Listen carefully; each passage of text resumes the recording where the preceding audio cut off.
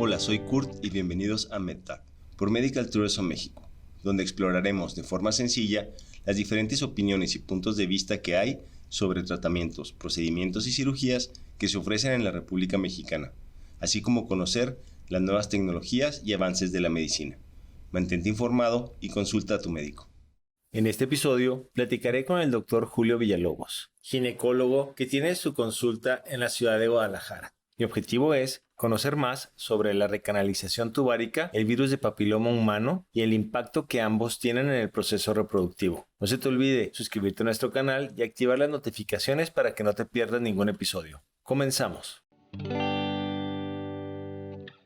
Hola, ¿qué tal? Pues buen día. El día de hoy nos va a tocar platicar con el doctor Julio Villalobos, que es ginecólogo y se encuentra en la ciudad de Guadalajara. ¿Qué tal, doctor? ¿Cómo está? Hola Kurt, buenos días. Aquí estamos listos ya para empezar con este episodio. El tema de hoy va a ser recanalización tubárica. Es algo que nos preguntan un chorro y que se genera mucha confusión. Usted creo que ahorita nos va a poder aclarar todas esas dudas, pero antes de empezar ya con el tema, me gustaría saber cuál es la trayectoria académica que se requiere para poder ser ginecólogo. Pues mira, acá en México normalmente lo que tienes que hacer es empezar por estudiar medicina, dependiendo de la universidad, pero normalmente esto nos lleva alrededor de 6 años. Terminando esta carrera, lo que sigue es elegir una especialidad. En mi caso, yo elegí ginecología y obstetricia y al final esto nos lleva a que tuve que cursar otros 4 años más para completar la especialidad. Y después de terminar la especialidad, pues al final, si quieres hacer alguna otra especialidad o alguna subespecialidad, también lo puedes hacer. Al final yo también elegí hacer otros 2 años de subespecialidad y además de ginecólogo y obstetra, pues también me dedico a ver temas de fertilidad porque estudié biología de la reproducción.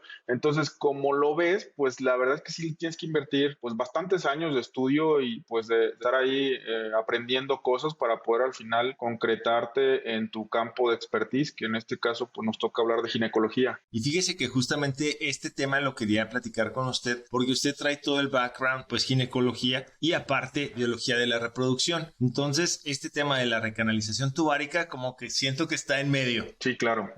De las dos. Cae en uno, cae en otro y siento que su perspectiva sería una de las mejores. Entonces, en total, ¿cuántos años ya lleva de estudio? ¿Qué fueron? ¿Como 12? Sí, al final fueron 6 años de la carrera más 6 años de especialidad y subespecialidad y pues nos lleva ya un total de 12 más lo que tenemos ya en práctica desde el momento que egresé, que pues hasta la fecha ya son 8 años trabajando ya de manera de lleno en la ginecología y en la obstetricia.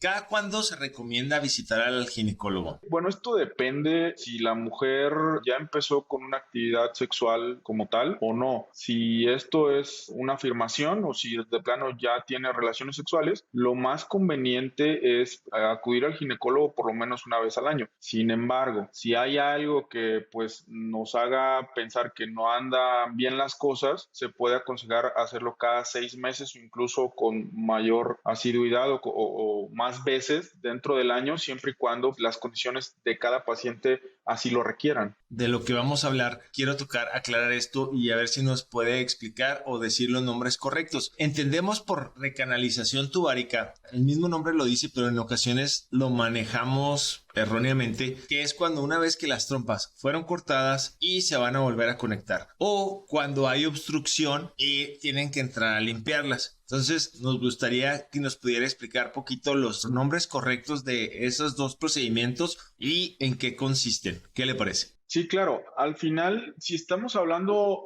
como bien lo dijiste al principio, la recanalización tubaria es cuando pues prácticamente la mujer ya tuvo sus embarazos, los embarazos que ella deseó y en algún punto decidió que como método anticonceptivo quería destruirse sus trompas o ligarse las trompas. Entonces, esto es mucho más común o más bien vamos enfocados a realmente hacer una recanalización, que es volver a tratar de formar una trompa o volver a canalizar esa trompa cuando ya se obstruyó en un proceso que al final pues pueda convertirse en un futuro embarazo y estemos hablando de un tratamiento específico para fertilidad. Cuando hay una obstrucción de las trompas como tal, ya sea por alguna infección o por alguna cirugía o por algo que daña las trompas internamente y al final terminan obstruidas, no precisamente es una recanalización recanalización. Al final, para cuestiones como más prácticas y que la gente nos pueda entender, estaríamos hablando, por así decirlo, como si tuviéramos realmente que destapar las trompas, pero no es porque tuvieran una obstrucción definitiva o una obstrucción que la paciente así lo quiso. Entonces, realmente vamos a entrar a hacer una recanalización en toda aquella paciente que ya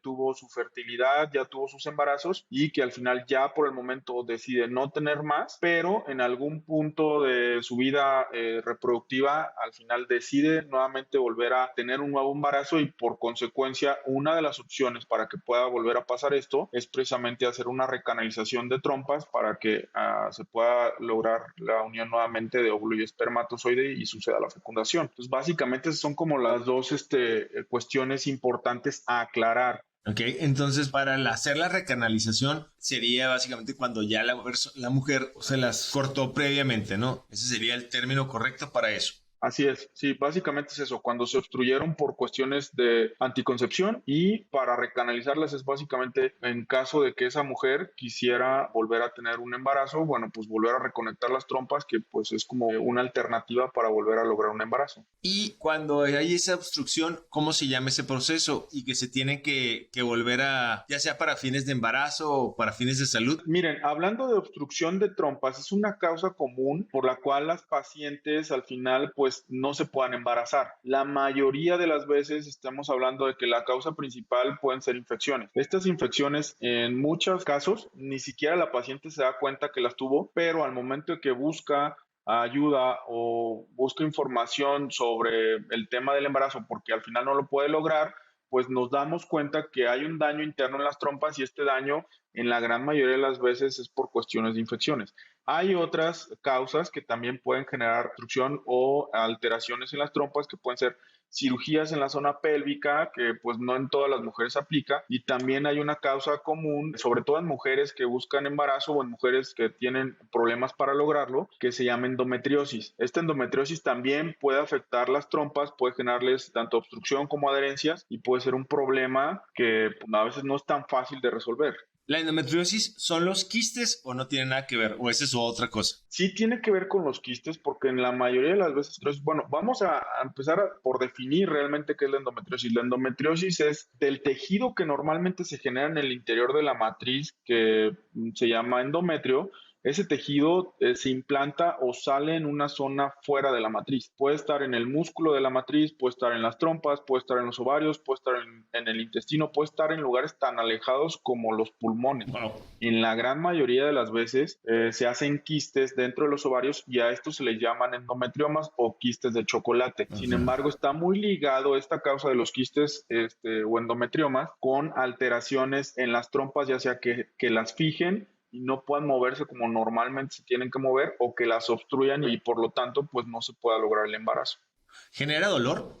En algún porcentaje sí puede generar dolor, que estamos hablando hasta en un tercio de las pacientes puede ser un dolor pues de moderado a incapacitante. Muchas veces pasa desapercibido, muchas veces al final me toca revisar pacientes en las cuales pues solamente se detecta un quiste y no tiene ningún dolor. Pero normalmente sí hay ciertas molestias, hay más cólicos de lo normal y puede ser una causa por la cual, pues, si alguien que nos está escuchando, cada que le baja con dolor, que pues sí tiene que tomarse un analgésico, un antiinflamatorio y al final no se le quita del todo, pues esto nos lleva a que probablemente sí sea un tema relacionado con endometriosis. Vamos a ver si entendí bien. Una de las razones es cuando la mujer decide que por razones de anticoncepción va a cortarse las trompas y ahí entra lo que es la recanalización, que es volverlas a conectar. Y lo otro es, puede haber obstrucciones y pueden ser a raíz de alguna enfermedad o de tejido que se excede del órgano femenino que puede invadir otros lados, principalmente ahí que se llama la endometriosis. O entraría también ya alguna enfermedad o algo así, pudiera generar obstrucción. Pues como tal, lo más común, hablando de obstrucción de trompas o de daño de las trompas, dentro de las causas que ya platicamos, sí precisamente es la endometriosis, que la endometriosis lo que hace es el tejido que normalmente debe estar adentro de la matriz, cuando sale fuera se convierte en un tejido que adhiere o pega básicamente los órganos pélvicos, y esto nos genera que en parte pues este daño que genera internamente cause que pues se obstruyan las trompas o que al final no tengan la movilidad básica o necesaria para que puedan captar un óvulo y que ese óvulo pueda ser fecundado por el espermatozoide. Entonces sí, efectivamente la endometriosis es una enfermedad que en gran parte de los casos pues causa daños para la fertilidad y además muchas veces presentan dolor, que este dolor puede estar relacionado con más molestias al momento de que les llegue su periodo, puede estar relacionado con molestias o incomodidad al momento de tener relaciones y pues, al final se dan cuenta cuando están buscando un embarazo. ¿Por qué? Porque la mayoría de las veces las mujeres si tienen cólicos durante el periodo, pues muchas veces lo toman como normal, pero el problema es que cuando el cólico pues es un poquito más intenso y hay necesidad de tomar algún antiinflamatorio analgésico y aún así no disminuye del todo, probablemente estemos hablando de esta enfermedad que se llama endometriosis. Con la visita que se tiene que hacer con el ginecólogo regularmente, ¿ahí se detecta o esto es algo que se detectaría solo si se anda buscando lograr un embarazo?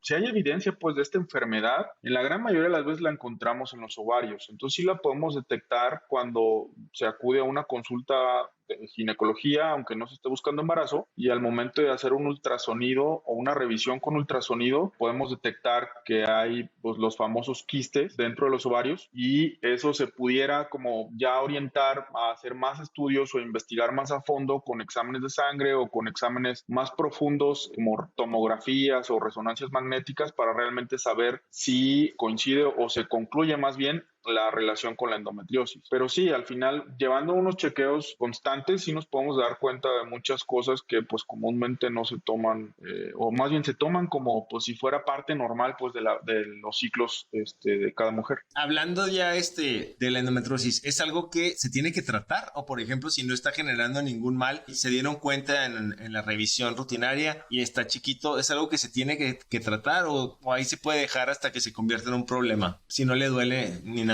Claro, aquí ya estaríamos hablando de la severidad de la enfermedad. Puede ser una enfermedad leve que muchas veces no es tan fácil de diagnosticar y que sí puede tener ahí cierta molestia al momento de que le venga el periodo, pero pues no hay evidencia al momento de hacer revisiones de rutina. Cuando ya es una enfermedad más avanzada, que puede ser una enfermedad moderada o incluso una enfermedad severa, en el momento en el que se detecte algún cambio anormal, lo ideal sí es dar tratamiento para evitar complicaciones a largo plazo. La mayoría de las complicaciones se van relacionando a molestias en general de pues cólicos, incomodidad para tener relaciones y la otra gran parte que la mayoría de las mujeres pues sí lo buscan es problemas para tener embarazo o para lograr un embarazo pues a corto, mediano o largo plazo, dependiendo en el momento en el que se haga el diagnóstico. Entonces lo más recomendable sí es ya dar un tratamiento enfocado siempre y cuando se detecte como tal evidencia de la enfermedad y que se llegue al diagnóstico, porque muchas veces este diagnóstico de la endometriosis cuando no es muy severo pues básicamente se hace por descarte, o sea,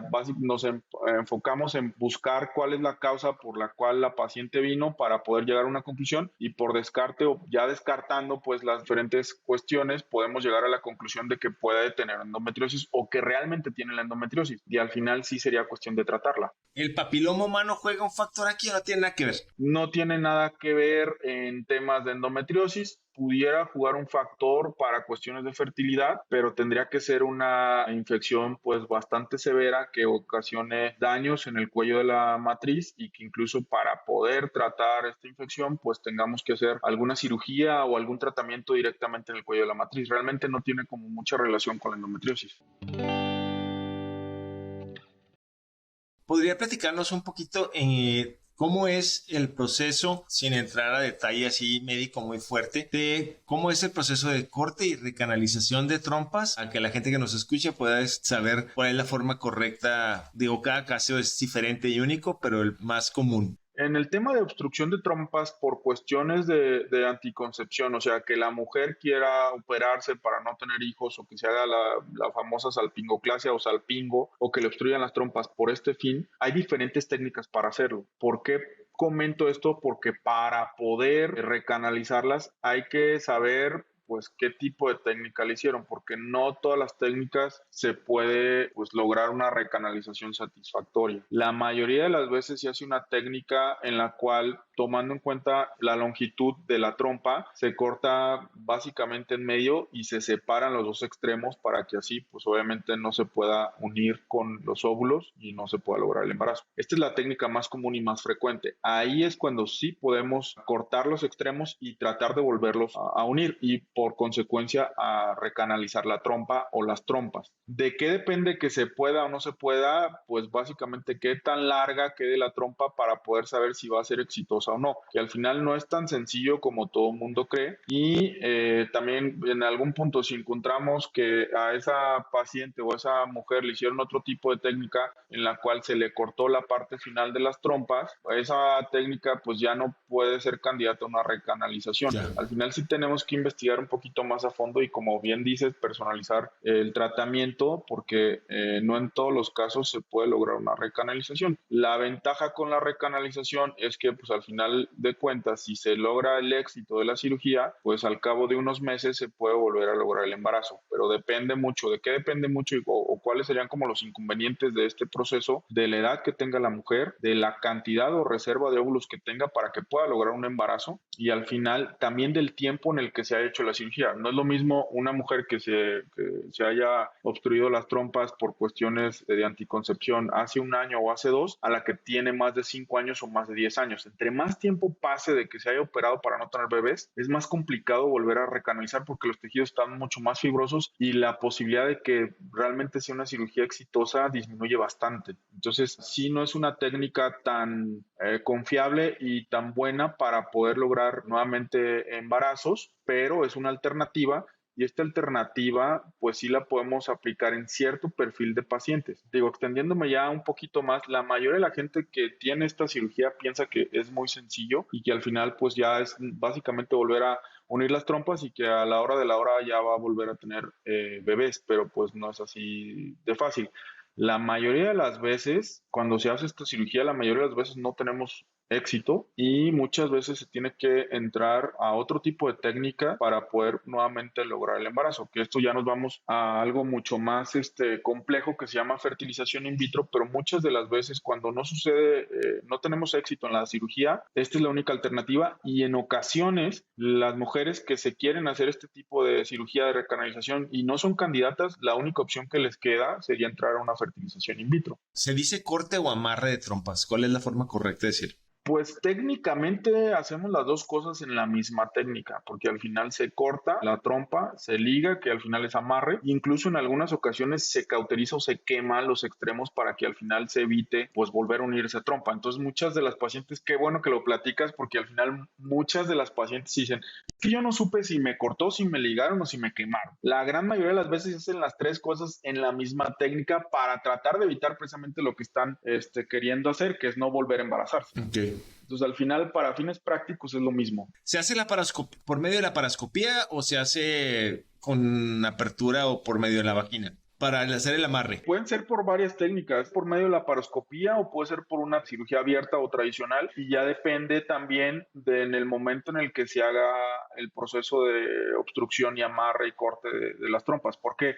Porque muchas veces se decide hacer esta técnica cuando pues, se acaba de dar a luz, o sea, cuando acaba de tener un parto esa mamá o cuando al final se acaba de tener a su bebé por cesárea. Entonces, de cualquiera de las dos opciones se puede hacer una técnica, sobre todo pues, ahí cuando son posparto o poscesárea se decide una técnica abierta. Cuando es una mujer que ya tuvo embarazos y que al final pues ya pasó su periodo de nacimiento y de recuperación, sí se puede hacer una técnica laparoscópica porque el útero pues al final es pequeño, no está grande porque acaba de tener un bebé y se puede optar por esta técnica que pudiera ser también una técnica menos invasiva, más rápida y más fácil de recuperar. Ya una vez que se hizo el procedimiento, tiene que cuidar la mujer de escoger, obtener plática con el ginecólogo que le va a hacer el procedimiento, de que no se le vaya a hacerla en la base o en las bases, porque ahí si en algún momento la mujer decide volver a hacer una recanalización tubárica para recobrar la fertilidad, si la cortan desde las bases, ahí es donde ustedes ya tienen problema para hacerlo.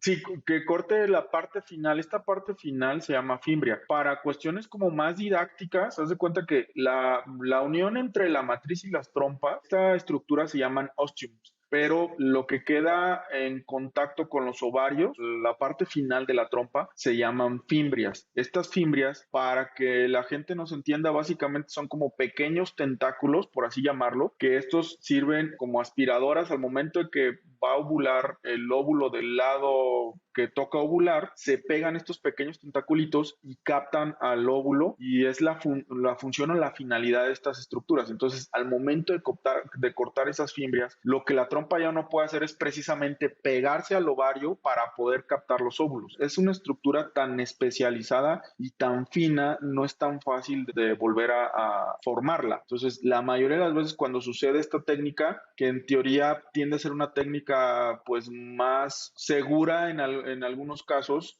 ya no hay reversión o ya no es reversible porque es complicado de formar esa estructura. Y aquí, en este tipo de pacientes que les hayan hecho esta técnica, la única opción literal para poder lograr un embarazo nuevamente es entrar directamente a una fertilización in vitro. El punto importante aquí es que la mayoría de las veces la mujer no sabe qué técnica le hicieron. Y por lo menos aquí en México es complicado investigar en el tema del expediente para poder saber cuál es la técnica que le hicieron y por la cual se obstruyeron las trompas. Pero si nos vamos a la estadística, la mayoría de las veces se obstruye a la mitad. Bueno, pero aquí, por ejemplo, si yo voy al lugar con el ginecólogo y le digo, quiero que me amarre las trompas, no hay como un menú. A ver, ¿quieres la opción Así no. sencilla? Sí. ¿Quieres la opción esta? O sea, no. No. O sea, como yo, por ejemplo, ya ahorita con base a lo que me está diciendo, yo creo si ya tengo una edad en la que ya estoy segura que no quiero volver a tener hijos, hágame el corte o amarre y pues ya. Pero si es un amarre con fin temporal, ¿cómo lo pido? Como mujer llego y digo, o sea, es nada más por fines, estoy casada, estoy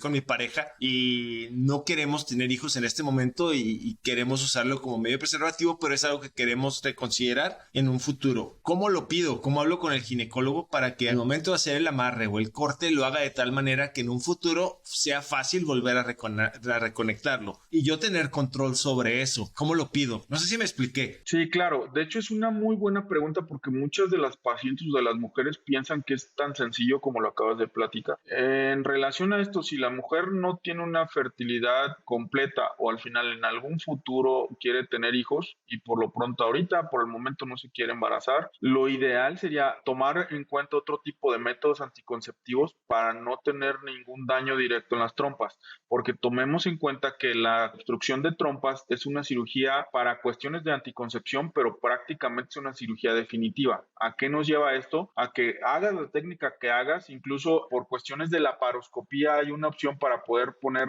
unas grapas o unos clips en las trompas y por consecuencia obstruirlas. Aunque pase eso, al final ya se generó un daño en la trompa y si pasa tiempo, si pasan meses, si pasan años, este daño al final muchas veces ya no es reversible. Entonces, si realmente una mujer, porque también me ha tocado muchas mujeres que al final pues no han tenido hijos, están en una etapa reproductiva buena, en algún punto dicen que pues por el momento no quieren tener hijos y quieren un método anticonceptivo definitivo y deciden operarse con este tipo de técnicas, ahí lo ideal sí sería pues tratar de que sí esté bien convencida de esta técnica porque realmente la gran mayoría ya no hay vuelta atrás. Hay técnicas que nos hacen preservar la fertilidad o hay técnicas que nos ayudan a lograr el embarazo y que no precisamente necesitemos utilizar las trompas para que se pueda hacer la fecundación o la unión de óvulo y espermatozoide, pero como lo platicamos anteriormente ya serían técnicas pues de reproducción asistida y estaríamos hablando específicamente de fertilización in vitro. No es tan sencillo decir, bueno, pues hágame la técnica que sea más fácil de reconstruir, porque muchas veces, aunque te hagan la técnica más común como la que platicamos, que sería el corte en medio y separar los extremos, al momento de tratar de reconstruirla, pues no es tan sencillo y muchas veces no se puede, o si se puede lograr a medias. ¿Por qué? Porque tomemos en cuenta que al momento de juntar un extremo con otro y repararlo,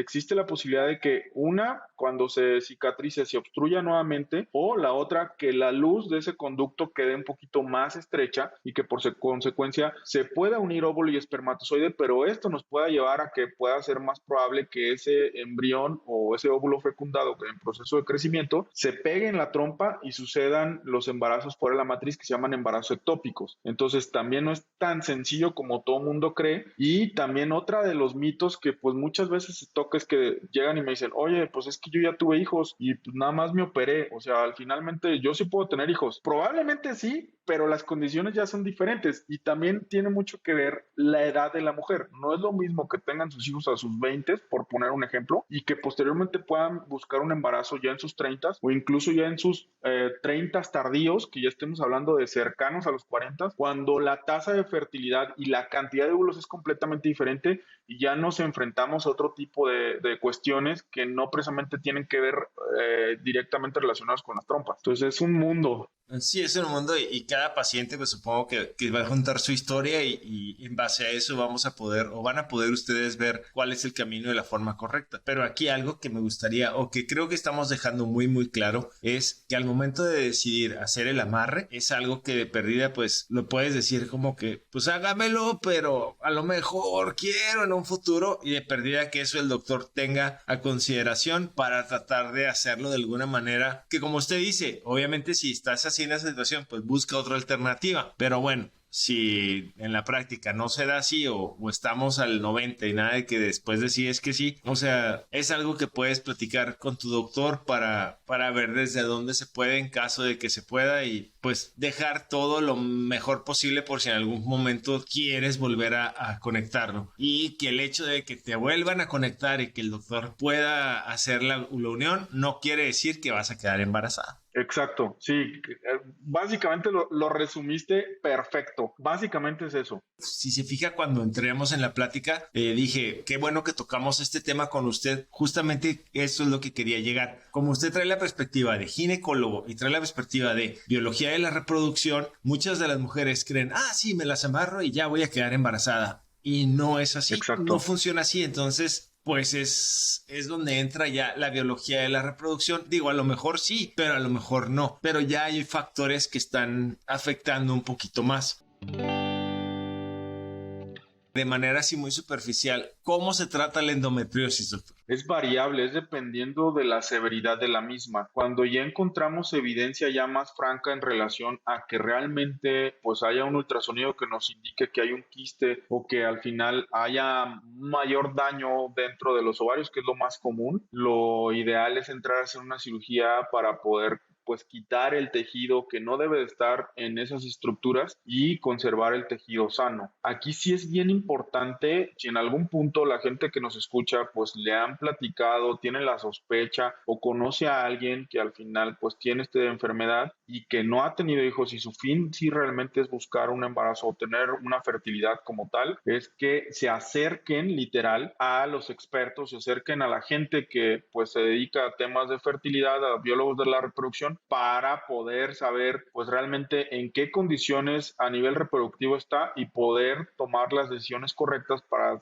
entrar a hacer una cirugía, dar algún medicamento o combinar el uso de medicamentos con el uso de cirugía o incluso adelantar el proceso de buscar un embarazo o por consecuencia si no es el fin ahorita pero en un futuro mediano o largo plazo sí lo decide hacer, sería preservar la fertilidad con técnicas complejas de reproducción humana, que sería congelar óvulos o vitrificar óvulos, que esto nos permite que independientemente de que pues ya haya un daño de la enfermedad, podamos tener un resguardo de su fertilidad y poder tener una posibilidad en un futuro a mediano o largo plazo para que pueda lograr un embarazo. Entonces, para concretar, depende del caso de cada paciente, pero puede estar relacionado con medicamentos, puede estar relacionado con cirugía, o puede ser las dos cosas, tanto medicamentos como cirugía para darle un mayor beneficio a esa paciente. La cirugía sería de forma laparoscópica. La mayoría de las veces sí es lo que más nos conviene, entrar de una forma laparoscópica con mínima invasión para generar el menor daño posible y tratar de entrar y limpiar realmente todos los tejidos que se tienen que limpiar, quitar el tejido dañado y poder tener una estructura anatómica o unos tejidos mucho más acordes a lo ideal. ¿Y este tipo de procedimientos, doctor, los puede hacer en el consultorio o en algún hospital? Siempre para hacer este tipo de cirugías es necesario contar con un hospital o hacerlo dentro de un hospital porque ahí hay los insumos y los aparatos necesarios para evitar complicaciones, porque aunque sean cirugías de mínima invasión, estamos hablando de cirugías y la mayoría de las veces no tenemos ninguna complicación, pero en los hospitales pues es donde tenemos todo lo necesario para resolver cualquier complicación que nos suceda al momento de la cirugía. ¿Se hacen con anestesia general o local? No, esto al final puede ser anestesia regional o muchas veces se combina la anestesia regional con anestesia general. Ya depende de la paciente y depende de las condiciones que detecte el anestesiólogo antes de la cirugía. De cada uno de los procedimientos, si se va a tratar la recanalización tubárica o endometriosis, ¿se requiere hospitalización? Se requiere una hospitalización la mayoría de las veces de una noche y al final son cirugías no tan complicadas en su mayoría y con una noche nos viene bien, sobre todo si hacemos este proceso de manera laparoscópica o de mínima invasión, pero sí se requiere hospitalización. ¿Y el tiempo de recuperación más o menos, doctor, de la recanalización? Hablando de recanalización, pues normalmente nos lleva como entre 7 y 10 días para poder tener una recuperación no completa, pero en su mayoría pues que nos permita ya llevar una actividad común sin problema. Sin embargo, la recuperación completa normalmente nos lleva un mes en que ya pueden hacer sus actividades normales, ya pueden hacer ejercicio, ya pueden llevar su vida normal. Específicamente en relación a la endometriosis, más o menos es lo mismo y depende mucho de la severidad de la enfermedad o qué tanto se tenga que quitar o resecar al momento de la cirugía. Si es una cirugía muy compleja que nos lleva varias horas de cirugía, pues sí necesita un poquito más de tiempo, pero la mayoría de las veces pasando los primeros 7 días ya se sienten bastante bien y al mes pues ya pueden hacer sus actividades normales. Pues entonces creo que en otro momento lo invitaremos para hablar de la endometriosis así a todo lo que da, pero ahorita creo que para el tema de recanalización tubárica estuvo muy aclarado. Muchas gracias. ¿Y cómo lo encuentran, doctor? Si tienes pensado visitar Guadalajara y te gustaría tener el apoyo de una agencia de viajes local que tiene conocimiento de las mejores actividades que hay en esta ciudad, Panoramex es tu mejor opción. Visita nuestra página web para que conozcas más de sus servicios. Muchas gracias. ¿Y cómo lo encuentran, doctor? La manera más sencilla es que nos contacten vía WhatsApp o que nos contacten vía redes sociales. En redes sociales me pueden encontrar en Facebook e Instagram como Dr. Julio Villalobos y en los teléfonos de contacto directo, que son teléfonos de México, de aquí, de Guadalajara, Jalisco. Les paso el número, si nos contactan fuera de México o aquí mismo en México es más 52 33 18 28 87 67 y les voy a pasar otro número también donde nos pueden contactar que es más 52 33 27 13 64 22. En cualquiera de esos números nos pueden contactar o búsquenme en redes sociales y con gusto los vamos a atender. Después de mi plática con el Dr. Villalobos, logré entender en qué consiste la recanalización tubárica, el impacto que tienen los quistes en los ovarios en el aparato reproductor femenino y cómo el virus de papiloma humano juega un rol muy importante en la infertilidad de la pareja. Antes de escoger a tu doctor, investiga sus años de experiencia, así como el número de procedimientos que ha realizado y si es miembro de las instituciones que regulan y certifican que cuenta con los estudios y conocimientos necesarios para realizar los procedimientos y cirugías que ofrece. La información mencionada aquí representa un punto de vista y no debe ser tomada como consulta o valoración médica. Y recuerda, invertir en salud para no gastar en enfermedad es una excelente filosofía. Escucha nuestros episodios y mantente informado. Gracias por haber escuchado. No se te olvide suscribirte a nuestros canales y dejarnos tus comentarios. Esto nos ayuda a generar contenido de tu interés en un futuro.